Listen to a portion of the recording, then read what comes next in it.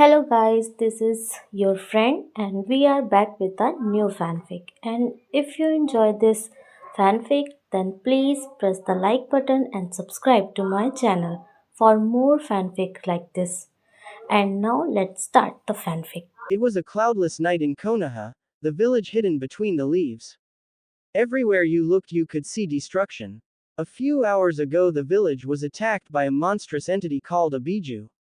This Biju happened to be the strongest one, and went by the title Kyuubi no Yoko, nine-tailed fox. The stench of death rested heavily in the air around the ninja village and its inhabitants who were busy counting the dead. The beast was defeated by the one ninja the village called Yondaime Hokage, fourth fire shadow, Minato Namikaze, by sealing it inside a blonde newborn baby. The preliminary death count had just came and delivered to the council presided by the Sandaime Hokage, Sarutobi Hiruzen, third fire shadow. The council was assembled to determine the newborn's fate. Burn him. Burn the demon. He injured my husband and killed so many others, screamed one white-haired but young woman. Counselor Haruno, for the 15th and final time, we are not gathered here to decide if to execute the boy, but to find a good solution about his placement. If you can't get this through your thick head, then stay silent, leave or be executed. This is your last warning. And with that, the aged Hokage released a lot of killer intent, almost making the woman faint. But she wanted to protest until two Anbu, one with a Ryu dragon shaped and one Inu dog shaped masks, appeared from the background shadows and moved their blades near the neck a hair's width from the skin. As you can see, my word will be respected in these proceedings. Besides, I can give you 3 good reasons to ignore your requests. One is that Minato desired for this child to be seen as a hero and jailer of the Kyuubi and not as the demon incarnate. You disrespect his sacrifice to this village and to you indirectly by trying to have this boy killed. 2 would be the fact that the civilian council has no power over military matters such as execution. And his words were interrupted when an aged but not too old man with white long hair, red paint marks on his face and a huge scroll on his back split the doors open and stomped inside. Jiraiya, what is the meaning of this? Asked Hiruzen. I came to give you an even better reason, number 3. He then turned to the council. Because if anything happens to this boy, consider me and my spy network an enemy of the leaf. He proclaimed. The room was in an uproar. Why would one of the Sannin declare war on the village if something should happen to some random brat? Jiraiya-sama, why would you go so far to protect this boy from harm? He is nothing but a monster. A random civilian council member protested until he was silenced by a 2 kunai grazing each side of his head and a third near his jewels. I will not let you accuse this boy unjustly like that, growled Jiraiya, unless you say that you are a seal master greater than Minato or myself.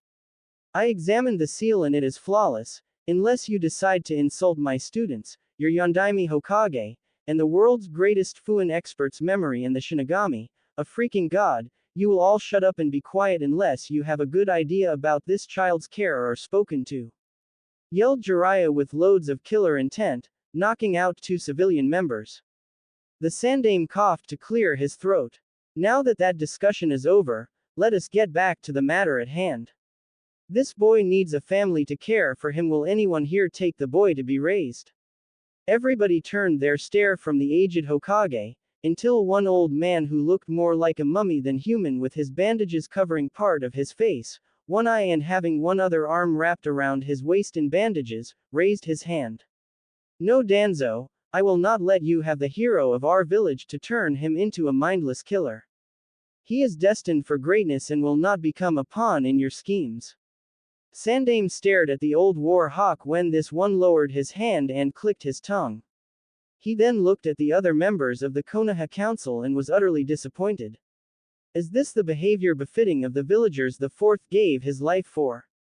I am too old and must still look after this village, and my wife is dead, but my heart weeps that I could not take him in. Jiraiya must maintain his spy network as this village's one and only spy master. Now tell me, what is your excuse? The old fire shadow growled at the people in front of him. Hyuga Hiyashi was the first to answer. I understand Lord Hokage, as I too would love to take the boy that my closest friend Minato proclaimed a hero, but in my household he would be tortured by his peers and he himself would not understand why, not only because of the Biju but also because of our eyes. I honestly apologize to both you and Minato. The head Hyuga then sat down after bowing deeply. Understandable, as with all clans who poses Kekkei Genkai or secret jutsu. Said Hiruzen turning towards the civilian part. Do I even need to ask? The counselors still looked away and were silent. Well, Sarutobi screamed. They all shook their heads. The Hokage let out a sigh. Then I have no choice. The boy shall be placed under the supervision of, Danzo was flashing his, I win. Grin when Hiruzen finished, the orphanage. The war hawk jumped on his feet to say, Hokage-sama, you can't be serious. He must be properly trained to control the beast within him. Quote, the boy shall be trained Danzo, the mummy's eye widened, if he chooses to join the academy at the right age. I will not argue this further with you. Stand down or I will charge you with treason and insubordination. The old man was on a roll with Danzo, who sat down at the sound of that warning. I declare this meeting and its discussions, highest S-class secret. You will not be allowed to talk about it under penalty of death. Also, this category of secret is that no one will ever be allowed to speak about the contents of the boy's seal except myself and the boy himself. This meeting is adjourned, declared the Hokage. Inu. Yes, sir. The Ambu with a dog mask appeared in front of him. Take him to the orphanage and sign him under the name of Naruto Uzumaki. Quote, hi. The Anbu took the boy and disappeared. Almost 4.5 years later, a small blonde child was running away from an angry mob, dashing under fences and jumping wherever he could. However, he was still a toddler running from a mob led by shinobi. The child had gotten away from the civilians, but one of the said shinobi, a chunin, shunshined in front of the boy kunai at the ready. The boy pleaded with his attacker to leave him alone. Please don't hurt me. I didn't do anything. Don't try to trick me, demon. You will pay for the lives you have taken. The man fired a kunai just when two swords slashed his neck and abdomen horizontally. But it was too late, as the kunai that the chunin fired sailed through the air and impaled itself into Naruto's chest, missing his heart by 1/1000th of an inch and causing heavy damage to his lungs and arteries. Shit! Exclaimed the dog-masked Anbu. Ryu, we got to take him to the hospital. These wounds are bad, he ordered. Hi. The dragon accepted it and they both vanished, taking to the roof. On his way there, Naruto drifted to his subconscious. He woke up in a sewer completely healed and wondering where he was. He then heard a low growl coming from a corridor he was in. Deciding to follow his instincts, he let himself find the voice by following the red and blue pipes that connected into what seemed like white boxes before splitting again into more red and blue pipes. He followed the biggest ones until he reached a massive chamber with golden iron bars that had a strange character written in their middle. Oh, how Naruto wished he could read. Come closer. The darkness behind the bars ordered the boy in a low and soft growling type of voice. He did so until he was a few feet from the bars. Then out of the darkness two red eyes appeared that looked like they will burn into your soul. Who are you? Asked Naruto as if he was mesmerized by the strong eyes. To you or me, those eyes would have spelled evil right away, but the boy was no stranger to hiding your feelings even at such a tender age. He saw something else in them, sadness and regret. All of a sudden a figure stepped out into the light that looked like a gigantic fox. Take a guess. It answered and flashed his tails in the air, 9 in number. The boy's eyes widened and he lost a shade of color in his face. Kyuubi no Yoko. That's right, Kit. The fox smirked. Where are we? And why are you here? The Yondaime Hokage killed you. The boy calmed down and asked. We are inside you, Kit, in a place called your mindscape. It is a place in your mind where we can meet and talk. As for your second question, think about it. I am an eternal Biju with more chakra than your village's citizens combined, shinobi included, even Hokage. How could one ninja kill me? The fox answered Naruto with boredom written on his face. Naruto was shocked by the truth of his situation. He didn't kill you. He put you inside me. The correct term is sealed. And yes, he sealed me inside you, well, half of me anyway. He took away my yin or spiritual chakra to keep my will from influencing you. The Kyuubi was a little angry at the Hokage's transgression but also carried respect into his eyes at the recollection of the memory. Not that it would do much good. I know how his people treat you, Kit. Release me and let's have our revenge. Snickered Kyuubi. No, I don't want revenge, I only wanted to know why they treat me with fear and hatred. I don't want to destroy the village. How could I be Hokage without Konoha? Smiled the blonde, but his expression changed immediately to an emotionless one. Why? Naruto asked, looking at the huge fox but not at his face. The beast raised an eyebrow. Why did you attack Konoha years ago? What did the village do to you? The boy completed his question, staring directly into his prisoner's sight. Well, I was bored and wanted to have some fun. The fox grinned at Naruto. There was a moment of silence from the kid as he stared at the shallow water at his feet with his bangs shadowing the top part of his face. Liar. Naruto whispered. What? The Biju asked. Naruto jerked his face up with pain in his sky blue eyes. I said you are a liar. Yelled the boy. Don't lie to me. I can see the regret in your eyes when you think about that day. And I saw the pain when you lied.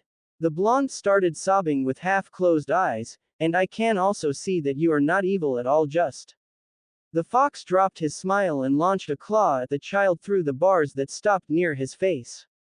Why did you stop your claw? You had enough space, and if I die in here you will have my body and be free. Naruto stopped sobbing and was looking with compassion at the Kyuubi. This shocked the fox bad as he started stuttering. I don't see. You are not evil, you are just in pain. Why? The boy was concerned for his prisoner. Now the silence came from the fox. Why do you care, brat? Asked the fox, trying to hide his own insecurity. Because I know how bad it hurts when nobody cares if you are hurting.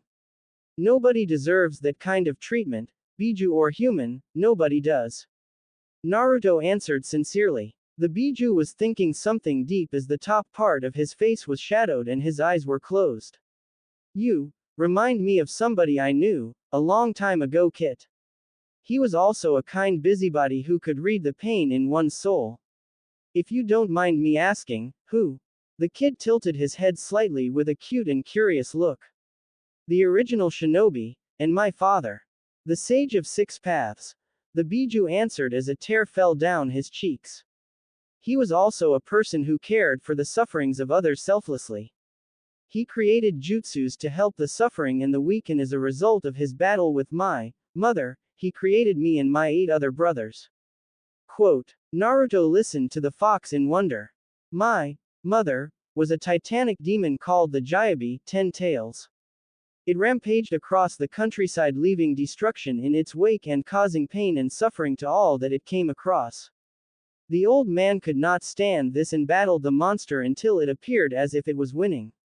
With a flash of genius, the man created a seal and became the first Jinchuriki, human sacrifice, or a human with a Biju sealed inside of him, but it was powerful, and so near his death he used an incredible technique and split its chakra into 9 others, one of which created me.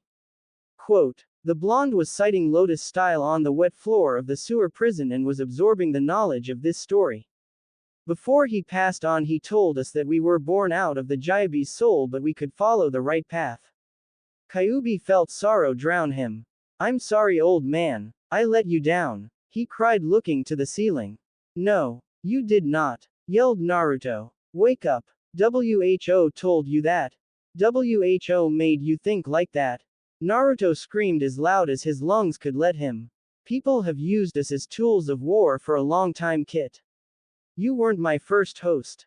I just let their anger and greed leach into me and lost my way into darkness. I failed. The fox was looking depressed. So, when you hit the bottom, there is nothing to do but climb up. Snap out of it, damn it. The past is history. You have a whole future to make amends and change. If you admit defeat so easily, I will personally kick your back onto the right path. You have my word. And I never go back on my word, for that is my ninja way. The boy yelled at the fox with diamond hard resolve. Kyuubi looked at him in wonder and shock. Flashback. An elderly man stood in front of a young Kyuubi and his other tailed brothers. He was the sage of six paths, founder of the ninja world. The kind man was giving them his final words, and between them was the line. And unlike when you were within me, you will be led down the right path. Flashback end. Kurama. He whispered. What? The blonde asked. My name is Kurama. And with that he gently stretched a claw through the bars. Hee hee. It's nice to meet you, Kurama ni-san. I am Naruto Uzumaki, the future greatest Hokage. The kid grinned and touched the claw. Both he and Kurama smiled. Naruto woke up in the hospital ward with his chest bandaged and a little painful, but not too bad. He remembered his talk with Kurama ni and how he told him that he will protect him the best he could, and if he ever wanted help, he would gladly give it. He also showed Naruto how to access his chakra. That's when they both got a surprise. Flashback. Okay kid, close your eyes and look deep inside of you. You should feel it as pure power coursing through you. Found it, answered the blonde. Grab it and don't let it slip. Pull it up as you return from inside your mind. Quote. Alright, here I go. And after 2 seconds Naruto opened his eyes and found himself swirling with bluish chakra. Great job kid. Wah. The fox was surprised when the child's blue chakra started shining white as all the squares on the walls of the mindscape started glowing in the same way. What's going on? Naruto got a little nervous at his ni-san's reaction. Well, I'll be. Looks like you got Ranpu light chakra capabilities, kid. Congrats. I haven't seen that in nearly 400 years.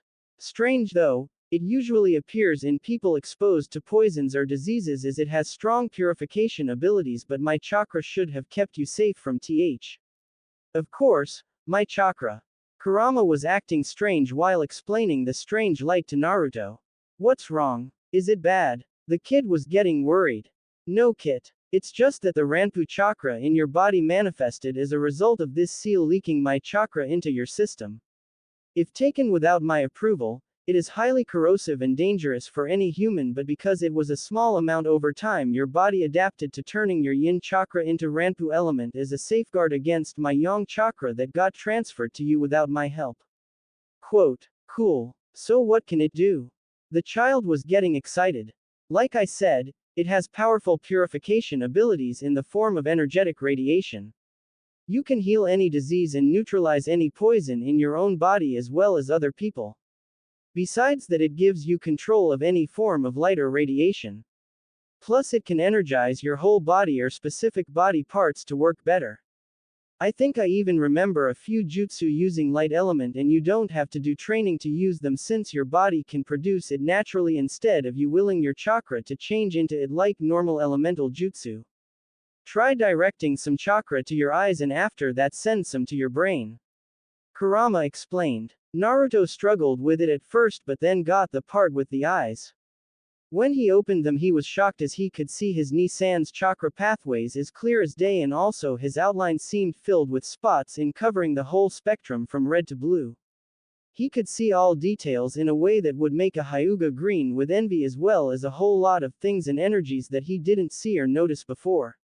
That, Naruto, is called the Shinsugen no Jutsu, Eyes of Truth technique. It lets you see in the dark, see chakra and chakra pathways. Also thermal vision, and judging by your expression, that is what you are seeing now in me.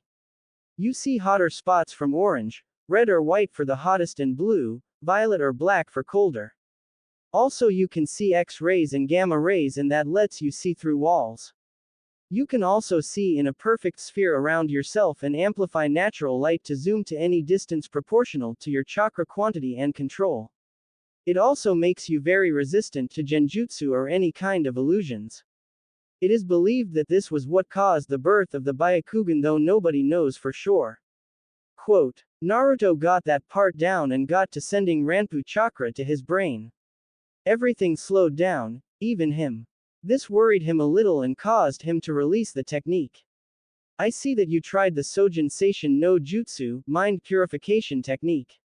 It accelerates your thoughts as well as clearing your mind of unnecessary thoughts.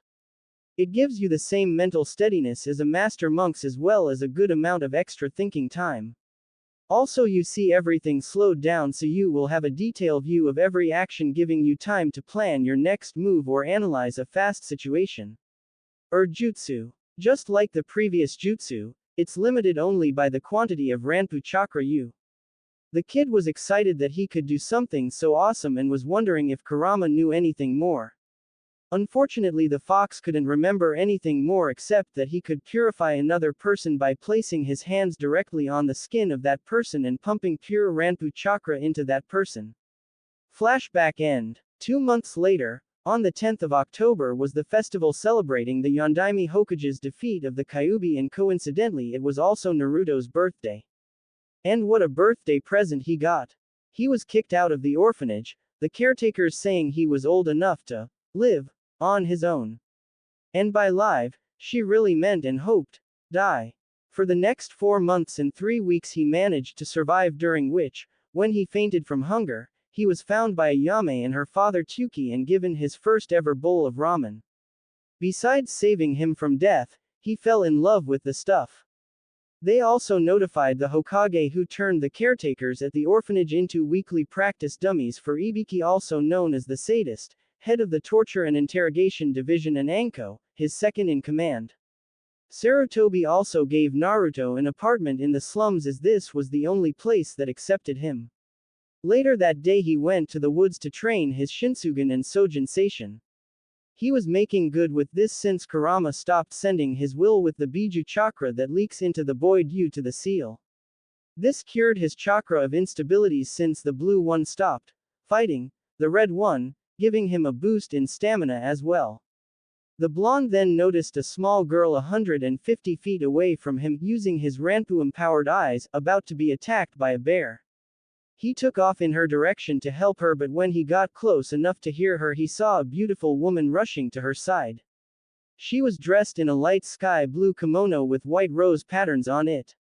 She had silky dark blue hair that reached to her waist, with 2 bangs on each side of her face.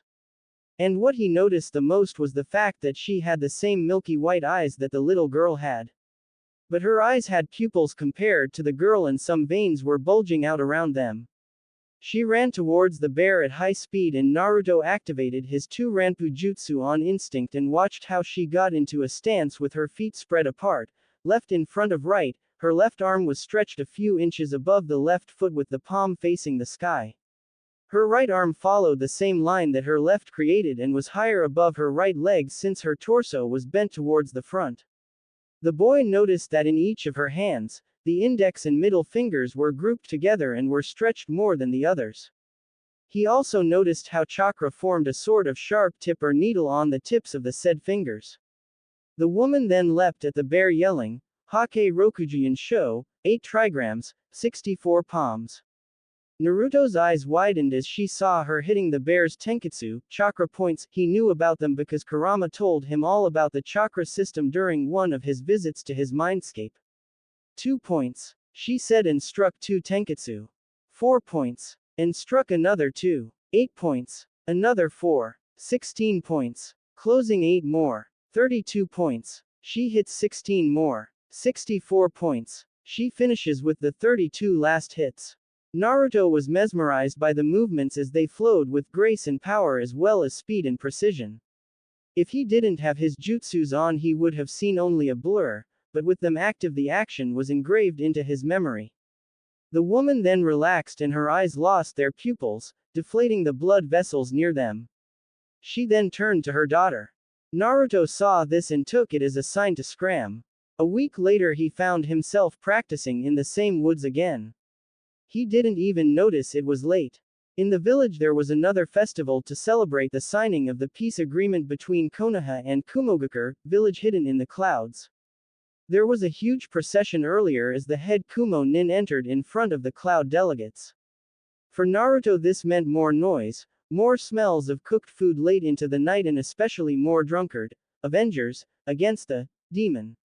He was resting a little with his Shinsugen active when he noticed an unknown presence sneaking into the Hyuga compound. He hid inside some bushes. Moments later, that same shinobi came out with a bag that contained the girl he saw a week ago. Kidnap, he thought. He jumped out of the bushes, Shinsugan alit. Let her go, he commanded. The shinobi was a little surprised, but then he noticed that he sensed no other presence nearby. Get out of my way, brat, he returned. Naruto growled a little and then launched forward. I said let her go. The boy spoke, jumping to punch at the guy in the face. The man simply evaded and sent a strong kick to Naruto's abdomen that caused the boy to spit blood and fly 15 feet away. Kit, use my power, Kurama urged the boy. The blonde then felt a huge amount of power surge through him and his body flashed with a thin aura of orange light. He then kicked his feet and blasted at the kidnapper with incredible speed and hit a pressure point that paralyzed the man, making him fall limp on the ground. He then checked on the girl, and when he noticed she was unharmed, he let go of his Nissan's chakra. Naruto then coughed blood and lost consciousness, falling face first into the ground. Just then Hiyashi ran out the house and knelt near the two children, and two Anbu appeared near. Hiyashi-sama, are you alright? We felt an unknown chakra spike somewhere around here. The cat-shaped masked Anbu asked the Hyuga head with a woman's voice. The man answered back. I felt the same spike as well, but when I awoke I activated my Byakugan and saw this boy fighting this man. I rushed out to intercept them, but by the time I got here both had passed out, said Hiyashi, pointing at the two while making sure his daughter was alright. Isn't that Naruto? I know him because Hokage-sama has me guard him sometimes, the cat Anbu mentioned. The unknown is still alive. I don't know if that boy was lucky or aimed for it, but he hit a pressure point near the right shoulder and paralyzed him. He will come to in about 2 hours. And he reached for his mask. He pulled it off. It was the Kumo head nin. What was Naruto doing fighting him here? Cat asked. Wait, Neko, cat, I can smell knockout drugs, said the second Anbu who had a wolf mask. What? Cat was surprised. They then checked the pockets of the Kumo nin and found a small bottle filled with liquid as well as a handkerchief that gave off the smell. All three of them looked at the sleeping little girl and said in unison. Kidnapping. Then Cat said, what's wrong with the boy? Hiyashi activated his Byakugan and looked at the kid and then answered. He appears to be exhausted, has some internal injuries to his right lung and a broken rib that are already healing. It doesn't seem serious. I will bring this boy inside my compound to be looked after until he heals. You should take that scum to the TNIHQ. He then went inside the house. Hi. They both answered in unison and picking up the unconscious shinobi and disappeared. The next day Naruto awoke inside an expensive futon in an unfamiliar house. He jumped out of bed and noticed a sharp pain in his side. He was also found out that he was dressed in an expensive-looking sleeping robe made of silk. Then the memory of last night's fight came to him and figured out that his pain was caused by a kind of injury. Don't worry, Kit. I will have you patched up by noon. The fox reassured him. Ni-san, do you happen to know what happened to me after? Sorry, Naruto, but when you black out it cuts my connection to the outside world as well. Quote, I see. Then there was a knock at the door. Naruto-sama, are you awake yet? A soft woman's voice asked behind the screen of the door. Yes. Could you please tell me where are we? Quote, we are in the Hyuga compound main branch house. If you can, will you get changed and follow me? Hiyashi-sama wants to see you for breakfast. Sure. Quote, the blonde looked around but couldn't find his clothes. Sorry, but could you please tell me where can I find my clothes? Your clothes have been sent to be washed. As soon as they dry they will be delivered to this room. Until then feel free to use the clothes on the table, she answered. Thank you. Naruto got dressed in the white silk kimono with a high-quality black sash that was on the table and walked out the door. He then saw the woman standing in a kneeling position, Caesar if I'm not mistaken. She was fair but not what you would call a stunning beauty, but she radiated a calming sensation. She had the same milky white Byakugan as the rest of the Hyuga and was dressed in a simple yet expensive-looking kimono with a dark blue sash and had a long piece of white silk covering her forehead tied in a cute bowtie to the right of her head highlighting her dark blue hair. Follow me please, she said after getting up. Would you mind me asking your name, miss? Naruto said a little shaky, still nervous for being in the compound. Yukihime Hyuga, but you may call me Yuki. She smiled. Nice to meet you, Yuki-san. He bowed his head slightly. She did the same. Moments later they arrived at a large door and Yuki said, Hiyashi-sama, Naruto-sama has arrived. Quote, send him in. Hiyashi answered. She opened the door and Naruto entered. The door closed behind him and the boy noticed that he was in a big dining room with Hiyashi in the center of what looked like a group of old Hyugas. Except that to the man's right stood the same woman that defeated the bear and to his left stood what looked like a clone of Hiyashi, only that he was wearing a Konoha nin's Hitai headband. Naruto stood standing 2 steps away from the door. Kurama had taught him proper etiquette when dealing with nobles. One of the rules was to never do something if they don't invite you first. Please, sit down and eat. The head Hyuga invited Naruto. Thank you, sir. Naruto bowed and took a place at the table, but before he ate he had to ask something. I thank you once again for inviting me, Hiyashi-sama, but I must ask, why are you doing this for me? He asked, hoping he wasn't rude. Is it that odd for a father to offer a meal to his daughter's rescuer? You are only 5 years old and yet you have received internal injuries fighting for my girl's safety. I would like to thank you and offer you a room to stay here until you recover. Quote, Naruto blushed and looked in his lap until he hears a kind and loving voice. And I would like to thank you as well. You risked your life for a complete stranger and that is a very commendable action. Said the beautiful woman next to Hiyashi. It was nothing. Forgive me, but who are you? Oh my, forgive me, I forgot to introduce myself. I am Hinata-chan's mother. My name is Hyuga. Just then she was interrupted by an old man at the end of the table. Never. I will not allow that demon spawn to desecrate our clan's name even if I die fighting. And with that he charged at Naruto with his left hand forward and his right back. Naruto activated his Shinsugen, Sojin Seishin, and drew on the Biju's chakra, barely dodging that man's Juyuken strike. Shit, he really is trying to kill me. There is only one thing I can do now and I do hope it works. The blonde jumped back and flew through an open door into the Hyuga's backyard. He then proceeded to stand still with his eyes closed. The old man came charging at him, ignoring Hiyashi's orders to stand down. He then fired a palm full of chakra at Naruto. Naruto spun on his heel and avoided that strike, surprising everyone present. He was 3 feet away from the old man when he opened his eyes and they were shining with an intense white glow. He then bent his torso towards the elder Hyuga and spread his legs, left forward with his arm above it, palm to the sky. The right side was a mirror image of his left, with the mirror being the boy's spine. The elder seemed to be frozen in place from the sight. A green yin-yang circle appeared with both of them in the middle of it, at the center of other concentric green circles. The blonde then said in a voice that lacked emotion, "You are within my reach, Hake Hyaku Nijuahachi Sho. 8 trigrams 128 palms." He then gathered Kurama's chakra to energize his body and blasted the senile old Hyuga's non-vital tenketsu. 2 strikes, 4 strikes, 8 strikes, 16 strikes, 32 strikes, 64 strikes. By now the old man was backed against a wooden training post that was being cracked by the intense chakra that went through the old man. 128 strikes. And with the last hit, the massive wooden post was destroyed and the elder sent flying to a wall, cracking it as he hit. He then fell limp and panting. After confirming his opponent's defeat, Naruto relaxed, allowing the Biju's chakra to recede. This made him wobble and pant as the strain of this energy on the boy's young body was a little too much for it to handle. Then he heard a thud.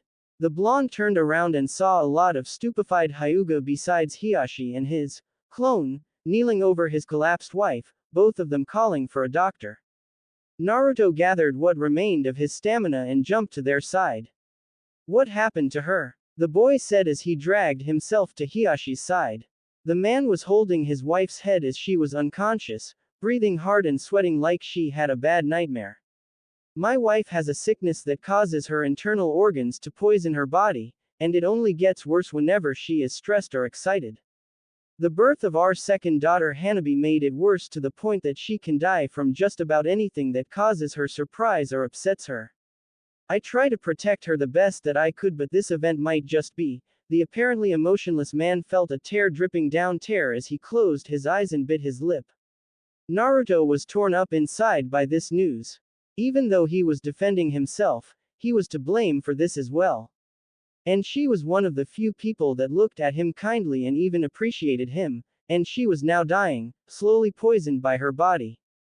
Wait, poison. That's it. The blonde remembered something. Kurama. He started mentally shouting. What is it, Kit? The fox responded. Please. Give me all the power you can.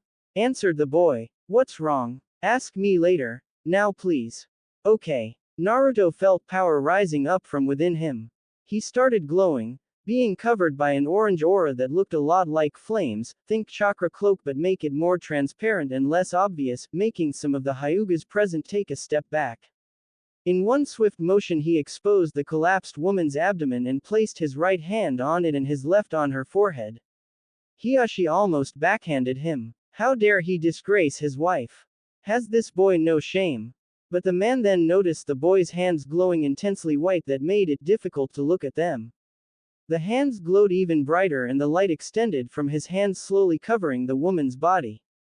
Hiashi then noticed that the color in his wife's cheeks was returning and her breathing was returning to normal. She was calming down. Intrigued by this change, the man activated his Byakugan and watched as the white chakra flowed through his loved one's body, removing any harmful substance from her bloodstream, energizing her as it passed through her organs. When this was finished, the woman lay peacefully asleep and Naruto passed out from exhaustion. Ni-sama, honorable brother, what happened? Hiyashi's clone asked. Hazashi, this boy, that chakra, cleaned my wife's body and strengthened her. I don't know how, but he purified her blood and saved her life. He passed out from the strain. Take him inside to rest and have someone watch over him, ordered the head Hyuga as he picked up his sleeping wife bridal style and took her inside the house. Hi, Hazashi answered and moved to the boy, lifting him up in a similar manner. I don't know how you did it, kid, but you earned Hiyashi's gratitude twice now. He whispered to the blonde. The blonde responded, Yuki-san. The man realized what the boy was saying. Send for Yukihime and have her watch over this boy. Hazashi ordered and the present Hyuga complied.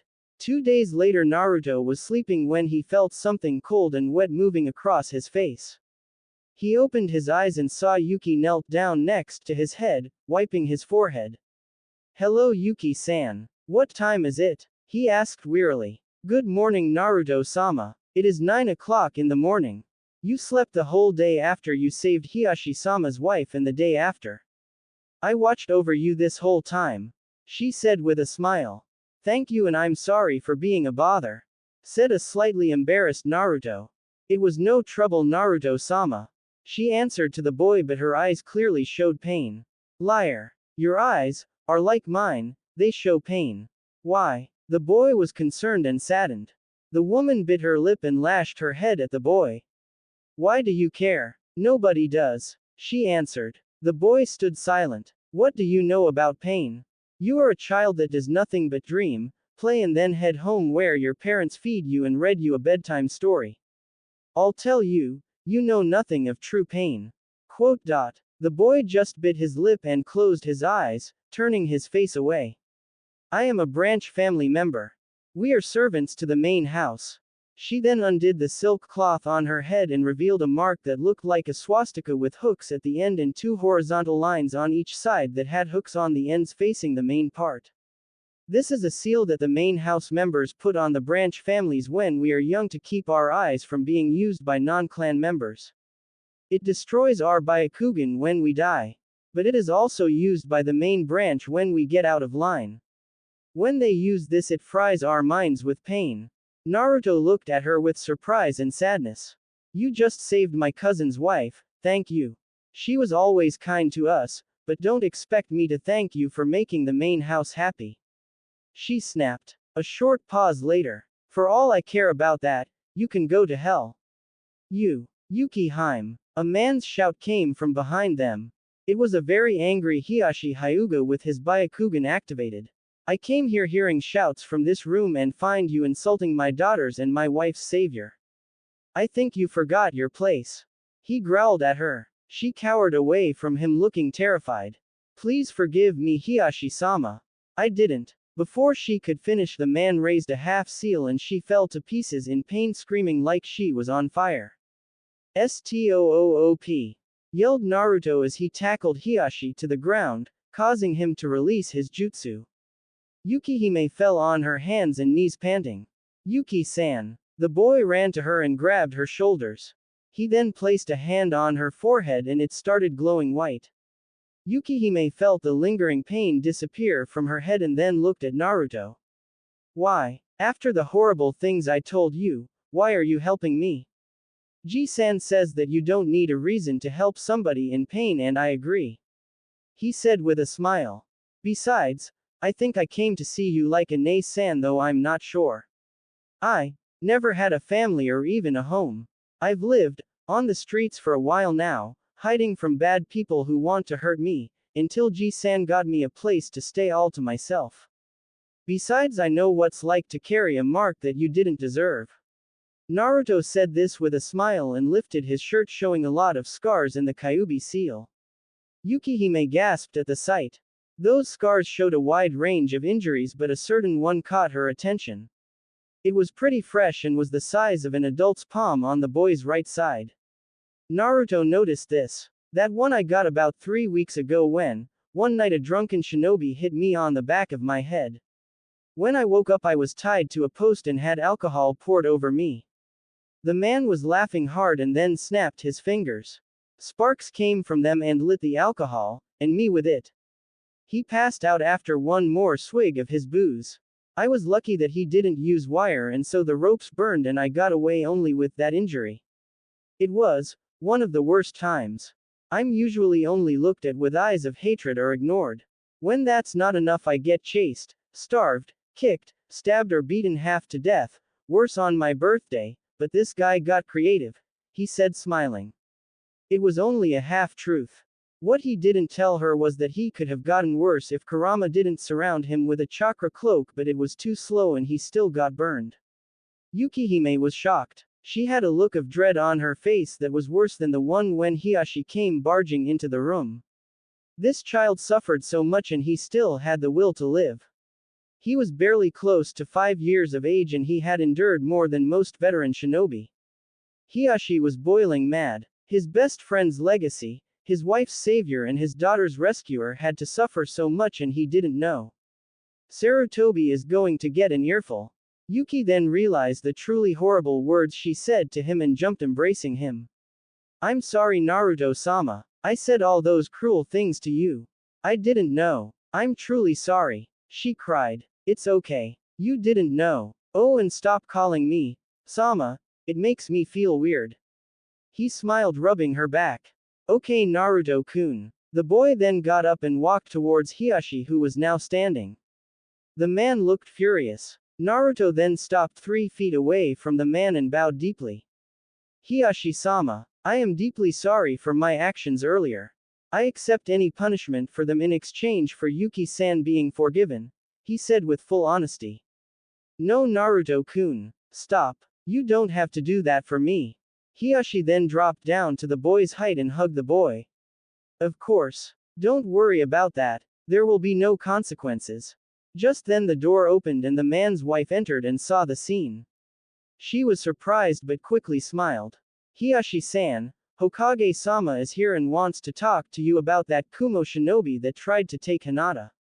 Quote. Hiashi's face took on a light frown. Thank you, dear. I will go talk to him.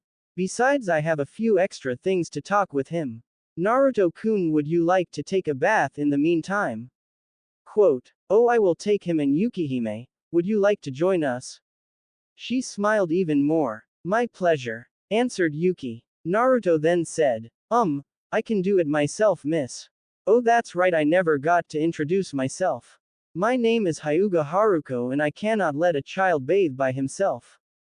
Our baths are pretty big and you could drown if you don't know where the deep parts are. she said to the boy in a kind matter-of-factly way. Pretty, whispered the blonde. Sorry, what? She asked. I said, that you have a pretty name. He blushed. Why thank you Naruto-kun, now let's go. She giggled. He nodded and followed both women to the bath. Hiyashi then went to see the Hokage. When he got there his brother Hazashi was already engaged in short talk with the man.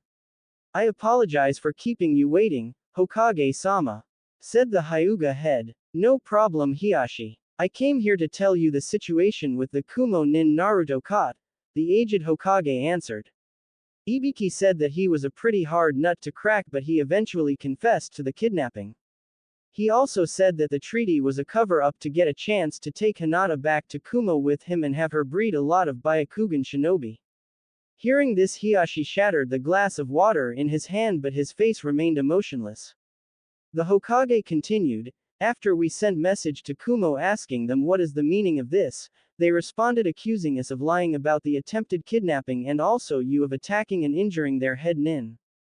They first asked for your head, and at the sound of this Hazashi who was sitting at their side cringed and whispered, bastards. Both Hiyashi and the Hokage looked at him but then the village leader continued, but backed down as soon as they received the filmed confession from their ninja as well as the news that it was not you, but a 5-year-old boy was the one that beat one of their best shinobi. I guess they were quite embarrassed. All men in the room smirked. Sarutobi then asked, speaking of which where is Naruto and what is he doing? Making Hiyashi cringe and answer. Hokage-sama, you don't need to worry about the boy. He is here and is now taking a bath with my wife and his attendant. We are looking after him, the Hokage smiled, which is not what I can say about your part. The Sandame dropped the smile. What do you mean Hiyashi? The Fire Shadow asked. I mean, Hokage-sama, exactly what you heard. I just found out that he is tortured and that there are attempts at his life on a daily basis from the village. Weren't you supposed to watch over him Hokage-sama? But I do Hiyashi. Then tell me Hokage-sama, why was the boy nearly burned alive 2 weeks ago? Hiruzen's face went white. What? The cage screamed. He told his attendant Yukihime that, 2 weeks ago, he was tied to a post by an inebriated shinobi, drenched in alcohol, and set on fire. The nin passed out from the booze and Naruto was left to burn. He was lucky that the ropes burned before he could die. And then I saw the unmistakable palm-sized burn scar on his body, next to others that showed cuts, burns, whippings, stabbings, brandings and many others. And these are the visible ones. If he didn't possess what he did, he would have died a long time ago. Now tell me Hokage-sama, how could you let this happen? Hiyashi flared. Hazashi and Sarutobi felt like throwing up. How could that happen to a child? Hiyashi, I knew about the attempts and had Anbu guarding him 24/7 but I didn't know that things were this bad. I love the boy like my grandson. The senior shinobi said. I have no doubt that you care for the boy Hokage-sama, but it appears that not all Anbu are loyal to you. The head Hyuga then let out a sigh. I have decided to take the boy in, to train and look after him. My wife also fully agreed with this. The Hokage was surprised. But Hiyashi, won't he be looked down upon here? Besides how will you train him? He doesn't have the Byakugan. I don't think it will be a problem. The boy defeated a Hyuga counselor with a perfect, Hake Hyaku Nijuahachi show. Avoiding any vital points. Sarutobi nearly passed out. What? How? I don't know. But I can train him if he can see the Tenketsu. That is, if I have your approval Hokage-sama. Quote. Hiruzen got into a thinking pose for a couple of seconds and answered, I need to speak to Naruto first. Just then the doors opened and Haruko entered. Oh my, I'm sorry for interrupting your conversation. I thought you would be finished by now, she said with a gentle voice. No problem, I was going to call for Naruto anyway. How was the bath? Hiyashi spoke. His wife giggled softly. He was very well behaved. I find it surprising considering that he is a boy. They usually run away from anything to do with baths. She looked at the men and they all blushed slightly in embarrassment.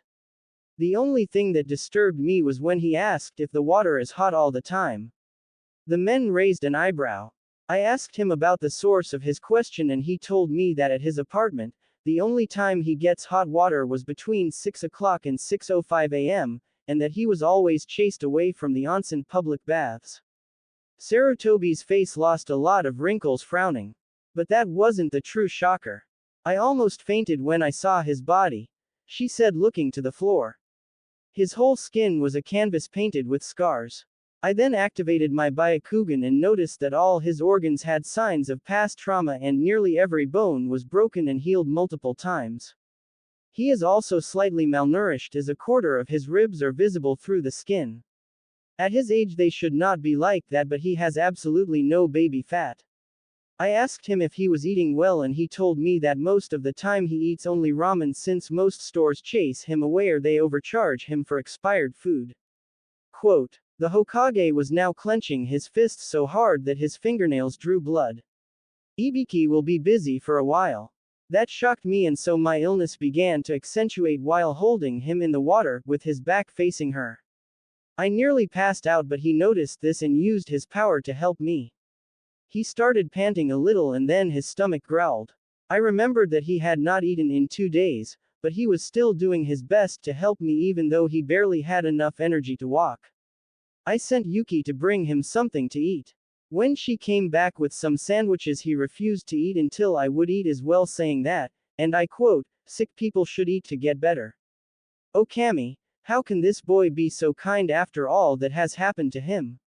I was curious and asked him and he told me that he has 4 people he cares most about and he keeps going for them.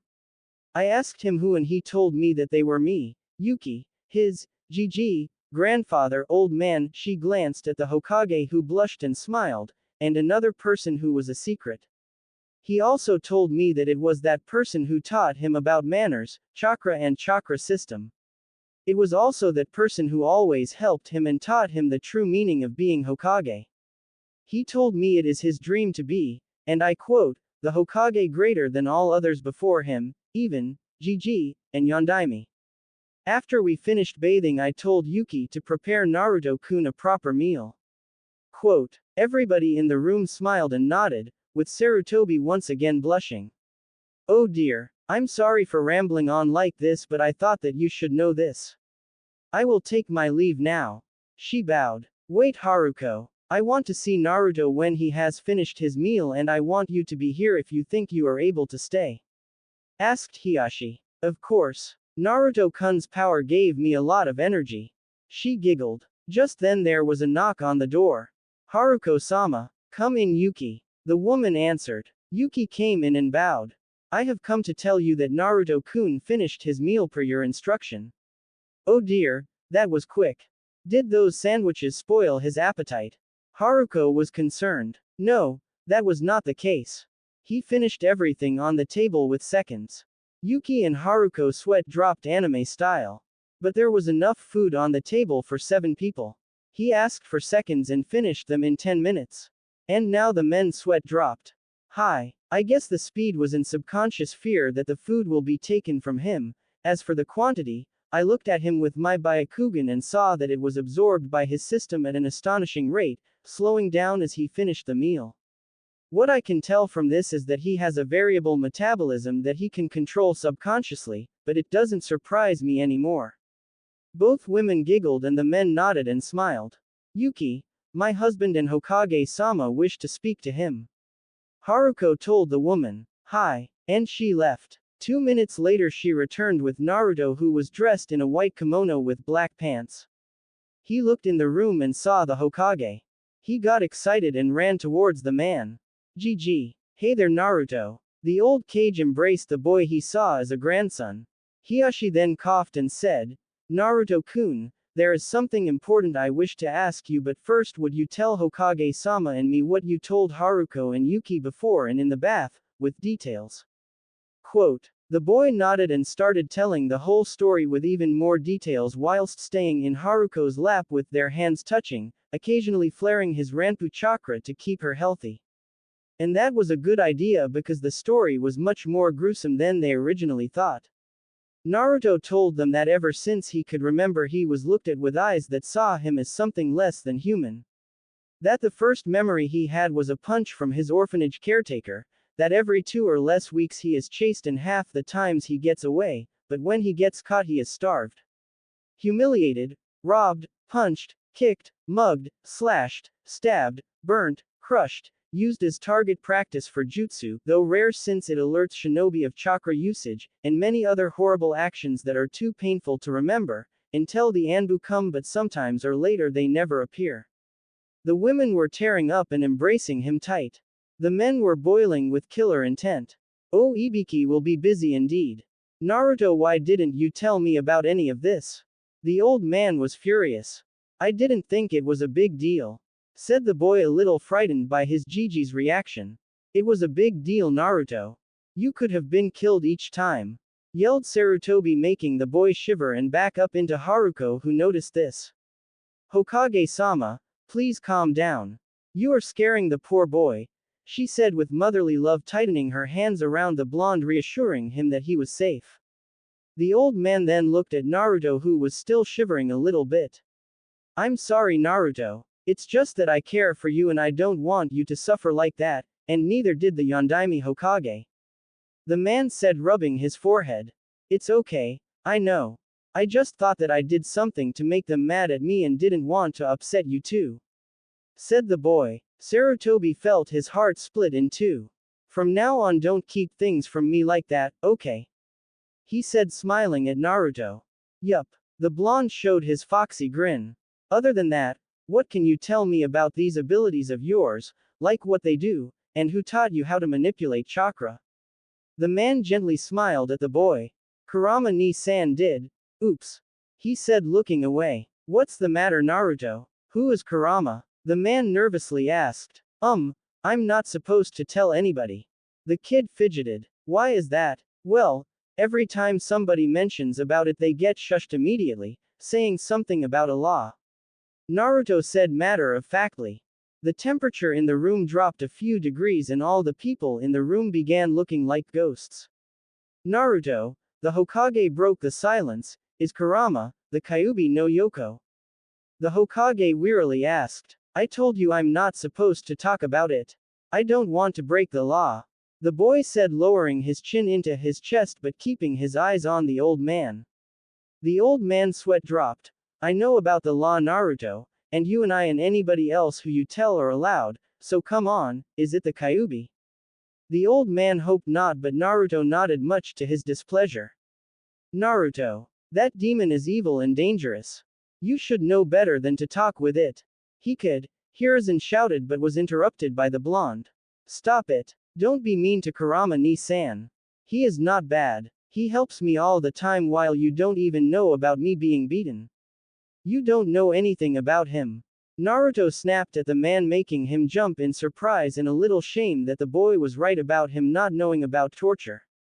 But Naruto, if he isn't evil, why did he attack the village last time? The Hokage asked, more rhetorically than curious. About that he said he was really sorry because he couldn't stop himself. He said he was under a jutsu, or something like that. Genjutsu, corrected Haruko. Yes, genjutsu. He was under a genjutsu, and when he woke up he was already being sealed. All he remembered was a creep in a mask with an eye that was red with a strange pattern. He called it eternal Manjingu, or Mangekyu, Sharingan, Sharingan dear, Haruko corrected again with a little amusement at the mistake, but she was still a little unnerved by the boy's words. Yes, Sharingan. Eternal Mangekyu Sharingan, and after that he blacked out. He told me he was sealed in somebody else before but couldn't remember who. Anyway, he was still sealed inside that person when the creep with the mask appeared before him, and then poof, he was inside me. Naruto answered the man. Sarutobi Hiruzen felt like he lost a couple of his few remaining years. If this was true, it meant that not only an Uchiha would be responsible for the destruction from 5 years ago, but also that the fox was genuinely helping Naruto. Naruto, are you sure that he is not lying to you? The Hokage said in a softer tone. The boy nodded violently. He is not lying. I know how eyes of a person that lies look like. Quote, excuse my rudeness, but I can vouch for that. He also saw through my lies. Yuki spoke, a little embarrassed. How can you tell, kid? Hazashi Aked. Well, Mr. Hazashi Hyuga, the blonde was interrupted. Well, Hazashi-san, I always notice how most people look at me with anger and I try to stay away from them so they won't beat me. I guess I just got used to looking at everybody's eyes and try to figure out how they see me. From there I must have figured out how to tell lies. I can also see the pain when people are hurting. The blonde answered. How so? The man asked. Well, they look like mine. This made everybody flinch. So don't be mean to Nissan. He's a good guy. It's just that he's lonely and misunderstood. And Naruto proceeded to tell them the story about the birth of the Biju and the Sage of Six Path, about how greed and ambitions changed the beasts for the worse and how Kurama fell into despair and succumbed to anger. The people in the room were deep in thought. The story seemed plausible. That would mean that the Sage of Six Paths was real and that the beasts were his legacy. Naruto then froze in place with his eyes closed, making Haruko worry as nobody else noticed this. After a while the boy opened his eyes. GG, Kurama ni-san says if you take my hand and meditate then you can meet him yourself. Oh, and he told me that don't worry about the danger, you will only be a mental protection, or something, projection. Haruko was giggling that she was on a roll. Naruto continued, and that he is behind the seal. The blonde reassured the man. Hiruzen hesitated a little bit but then grabbed the boy's hand. He then closed his eyes and then started relaxing. He felt drawn into the boy and then found himself in a place that was slightly damp and dark. I looked like a small corridor with the floor wet by an inch of water and had pipes of red and blue that were connected by white cubes. He then heard Naruto calling for him. GG over here. The voice came from one of the ends of the corridor that was illuminated and showed the boy's figure in shadowy outline. The man walked in that direction until he clearly saw a smiling Naruto. The aged man relaxed a bit. Nice place you got here, Naruto, he said with a bit of sarcasm and sadness. You should have seen it a month ago. It was a sewer. The boy responded. He then grabbed the cage's hand and told him to follow. They walked towards the light and then entered a large illuminated room that had the same wet floor, but you could not see the ends of it except for two large golden barred doors with that had a paper with the kanji for seal in the middle where the lock was. You could not see initially inside because of the shadows, but as you got close you could have sworn that on the other side was another dimension as it had a grassy ground instead of the water that the blonde and the Hokage were walking on. Ni-san, we're here, said a happy Naruto. I see you brought guests, Kit. Two of them. The Biju smiled. Naruto and Hiruzen looked back and saw Haruko standing there looking confused. Oh my, why am I here? She asked, looking around a little dazed. Haruko, did you by any chance closed your eyes and relaxed when I was with Naruto in here? Asked Sarutobi, raising an eyebrow. I guess I did. I can't help that Naruto-kun's power is so relaxing, and when you touched his hand he channeled even more. She said, smiling and looking a little red in embarrassment. It matters not. If you are willing to chat I will allow you to stay. From what I understood from the kid you are a good person, one of his favorites. Said Kurama with a smile, causing Naruto to blush and Haruko to smile even wider. He is a very good and kind boy. She pulled the blonde closer. Ahem. The Hokage fake coughed. Excuse my rudeness, but I believe that we have more important matters to discuss. Everybody else nodded. Now then, Kyuubi-san, I heard some very upsetting things from Naruto, but I wanted to confirm them for myself. If you don't mind, would you tell me what you told the boy, the short version, about the Sage of Six Paths and the night you escaped? He said with a serious face. Kurama nodded and began to tell him everything he told Naruto about his birth, a little bit about him growing up but nothing important, and of course, about the event of Konoha's destruction on the day the boy was born, with a little bit more detail as follows. Naruto, do you know when a female host seal is the weakest? Asked the fox. The boy just shook his head from side to side. It is when she is pregnant, with its weakest being when she gives birth. He answered. What does pregnant mean? Asked the boy, earning a sweat drop from everybody else except Haruko. It means when a woman has a baby in her belly. Answered the woman while smiling. Ah, I remember now, answers the boy, whispering the last sentence. Now don't you ask how babies are put there, said an embarrassed Hokage. Don't need. I already know. Not interested into that stuff, at least not yet from what I found out, the boy said with a straight face. Oh, and how did you find out? Asked Haruko in a gentle motherly tone but with a hint of extra curiosity. The same place I learned what pregnant means. Gigi should learn to hide his smut better. The blonde let out a sigh and earned the cage an ice-cold glare from Haruko. The old man gulped but was saved by the fox. As I was saying, my last host had just given birth and the seal was weak. I wanted to get out and run away. I had no intention of destroying anything. The Biju answered with sadness. But then that masked bastard projected himself inside my host, made me go mad and broke the seal. I don't remember anything from then on until I was inside Naruto. Now Kurama presented a little bit of rage. Hiruzen was scanning the fox's expression for lies but did not find any trace of it. He had experience with this as he had to be on his toes as Cage of Konoha. It was either the case that the fox was telling the truth or he was a master liar, but the man decided to go with the first considering that Naruto also trusted him. So that's all you remember from the time you escaped Kushina-chan's seal, Kyuubi-san? The man asked wearily. Yes, and call me Kurama.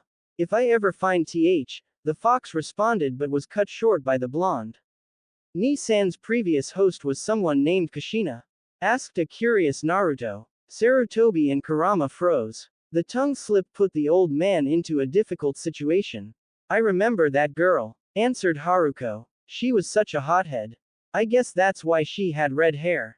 She giggled. What do you mean, Haruko-san? The blonde asked. The woman continued. Well, she was tomboyish, had red hair and a really nasty temper. I remember that when she first transferred into our class she was first called Tomato, because her hair and because she was a little chubby and was laughed at. The other humans in the room looked a little gloomy. Naruto knew it was wrong to laugh at others and Sarutobi remembered her. But then it got worse until one day half of the class cornered and started making fun of her, and she beat the hell out of them, Haruko said with a smile causing the rest to shiver, even Kurama. From then on she was called Akai Chichio no Habanero, red hot-blooded chili pepper. I think that her name was Kushina Uzumaki. Yes, that was her. I remember now that all my Konoha hosts were Uzumaki. I remember she was expecting you, kid. He said smiling. Down below things were looking bad for Sarutobi.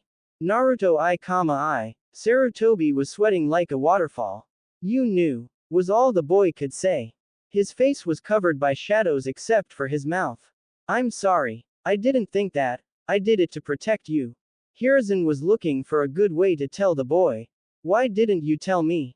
I did it to protect you, Naruto. Your mother had powerful enemies and you would be in danger. We couldn't let them know that she had a son, you would have been in danger.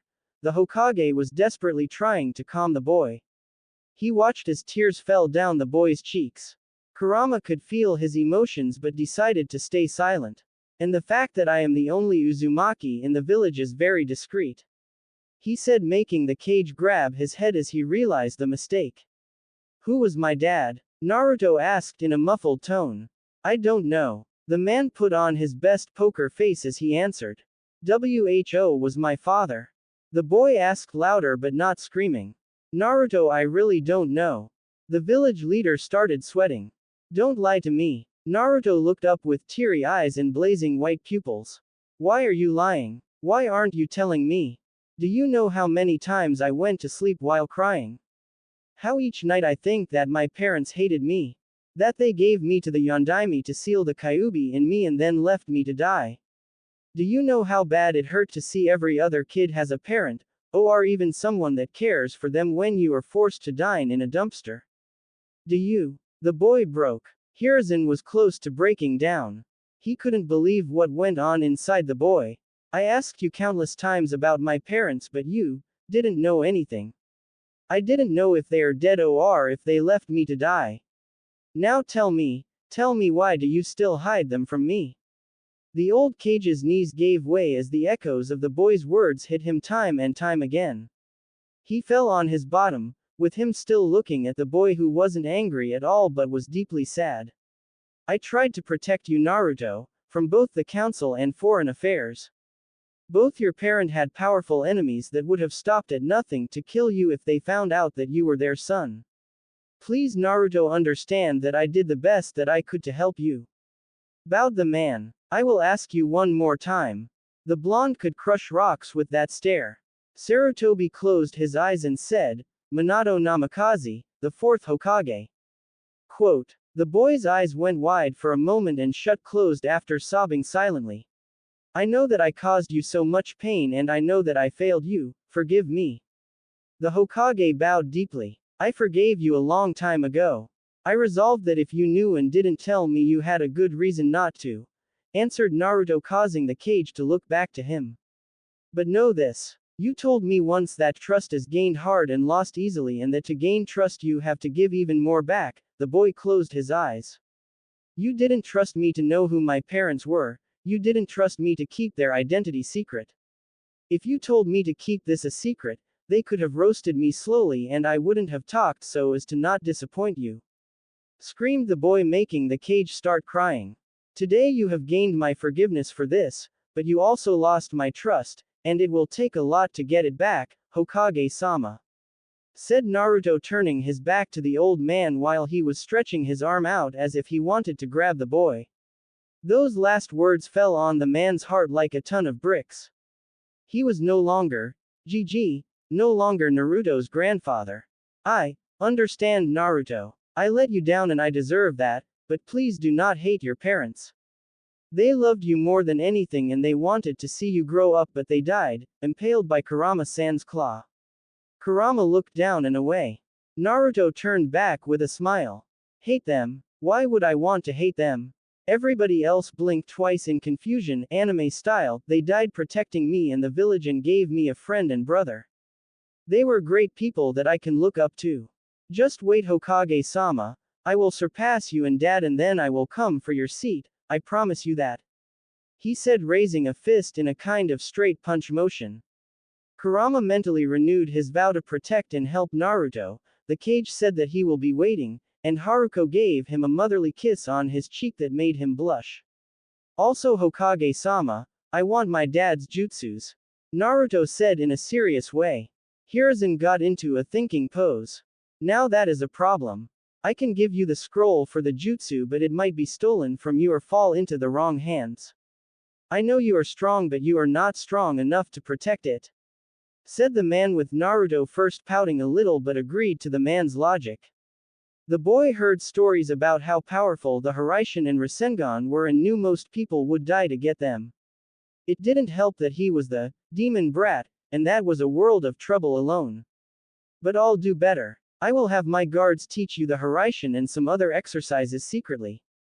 They were your father's guards and they know it, but you will have to adapt it to yourself. Also, you are not allowed to use it until you are genin. Promise me that, said Sarutobi, and the boy promised.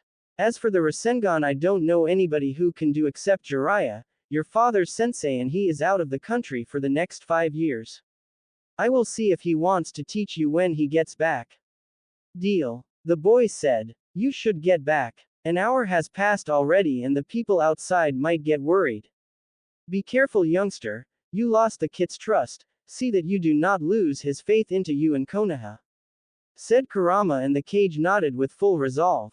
Everybody, before we leave, I must tell you that what we talked about tonight about the Uchiha and Naruto's parents is a highest S-class secret. Naruto, you are allowed to tell anyone you like about your parents, but please try to keep it secret from all but your most trusted people or you will be in danger. I know it is tempting, especially when you are teased by others, but think of this as shinobi training. Shinobi are entrusted with secret information all the time and must not reveal it except to certain individuals. Also, Haruko, you may reveal what happened here to Hiyashi, but do so in a secure zone and tell him that revealing this is penalized by death, understood? Both Naruto and Haruko nodded and then turned to Kurama to say goodbye. Also, Ni-san, why do you call Hokage-sama, youngster? He questioned, and both Hiruzen and Haruko looked at the fox. Kit, he may be old by your standard, but I have lived for centuries. To me he is little more than a toddler. Sarutobi's sweat dropped and smiled and Haruko giggled. Then I guess I should call you Kurama Jii-san, hee hee.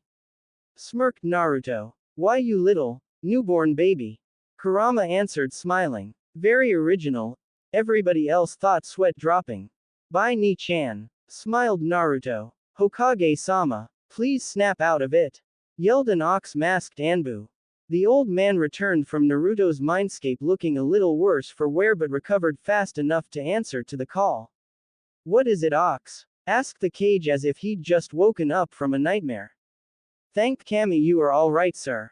I came to inform you that the council has called for a meeting to discuss the Kumo situation. It has already started, said the Anbu kneeling on one foot and with a fist touching the ground. Naruto was just coming to and was listening to the conversation with interest, forgetting to shut down the chakra to his eyes. I see. I must get to them immediately, but I also have something critical to discuss here. What to do? I know, said Hiruzen smiling in surprise of his idea. The aged cage got up and put his index and middle fingers from both hands in a cross shape and yelled, Kage Bunshin no Jutsu, Shadow Clone Technique. Instantly another Hiruzen appeared near him. Hiyashi, I am sorry to leave on such short notice. I gave Haruko permission to give you all the information that I have acquired here, but note that it is an S-class secret punishable by death. I will leave my clone here to talk to instruct Naruto on some small things like Kage Bunshin no Jutsu, and various. Sarutobi stopped his matter-of-factly style speech and froze in place looking at Hiyashi, who had his eyes as wide as a saucer's and was sweating lightly. Hiyashi, please tell me it is not like what I think is. Begged the frozen cage on a stick. I'm afraid I cannot lie, Hokage-sama, said the man, dropping his head and closing his eyes. Hiruzen let out a sigh and turned around to see 10 identical Narutos smiling at him.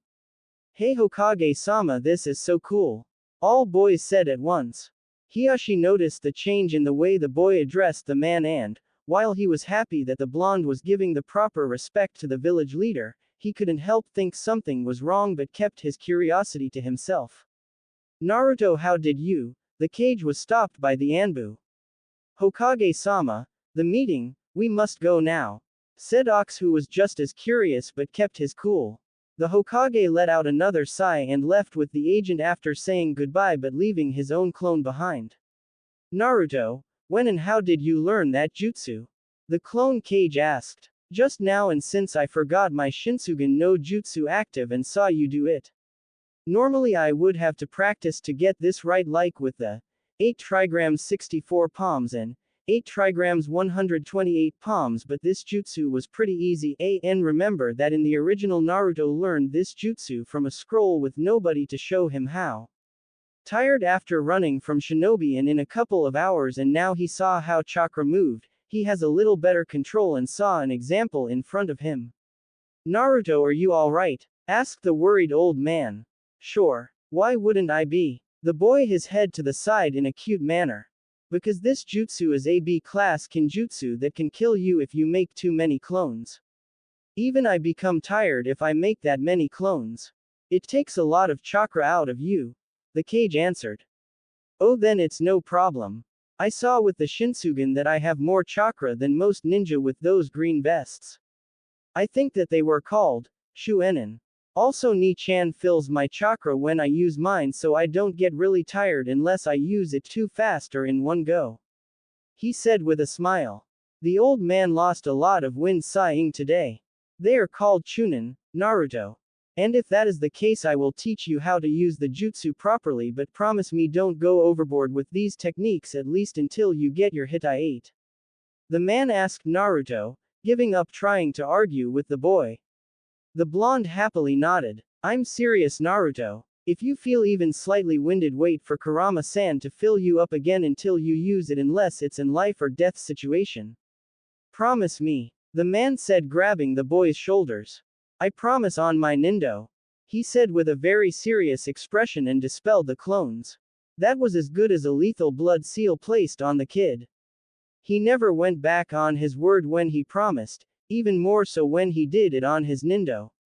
Ahem, Forgive my disrespect, Hokage-sama, but I wish to ask the boy how he learned my family's advanced taijutsu moves. Asked Hiashi. No problem, Hiashi. I'm also curious.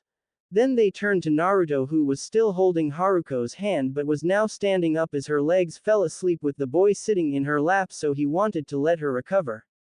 Naruto told them about the event 5 months after his birthday when, while practicing Sojin Seishin and Shinsugen, he spotted Hinata about to be attacked by a bear.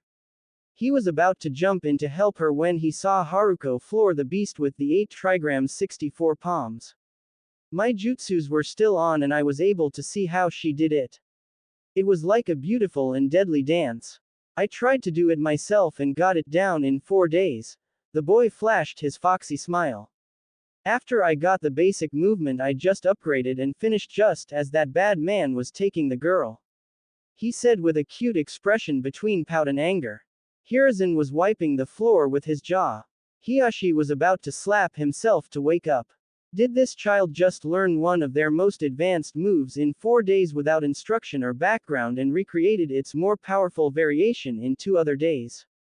How much talent did this child have? He was even more convinced now to take in the boy for more reasons.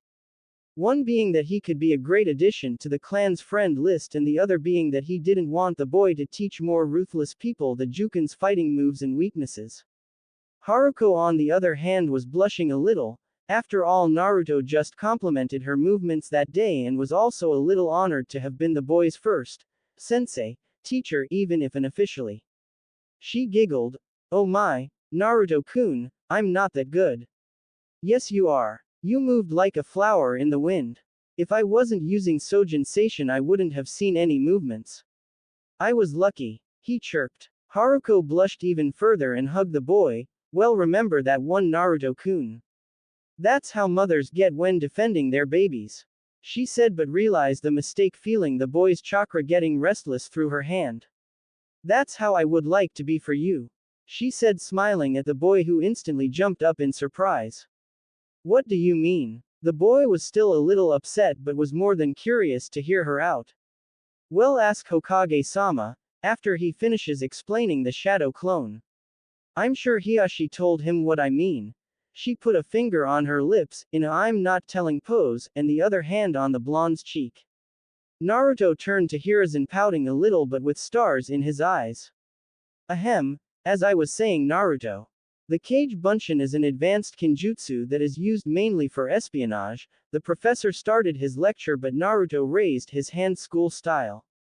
It means spying, dear, answered a smiling Haruko, and the boy dropped his hand.